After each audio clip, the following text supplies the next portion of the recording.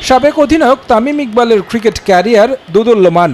অভিমান করে অবসর নিলেও সাবেক প্রধানমন্ত্রীর পরামর্শে ফিরেছিলেন আন্তর্জাতিক অঙ্গনে। এরপর অবশ্য বোর্ডের নানা রাজনীতির শিকার হয়ে খেলা হয়নি গেল ওয়ানডে বিশ্বকাপ সহ আর কোনো ম্যাচ।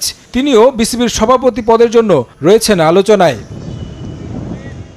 অবশ্য পরিবর্তন আনতে সাবধানী হতে হবে ক্রীড়া মন্ত্রণালয়কে, কারণ আইসিসির নিয়ন্ত্রণাধীন হওয়ায় চাইলেও নির্বাচিত বোর্ডে হস্তক্ষেপ করতে পারবে না সরকার। তাহলে পড়তে হবে ক্রিকেটের নিয়ন্ত্রক সংস্থার নিষেধাজ্ঞায়।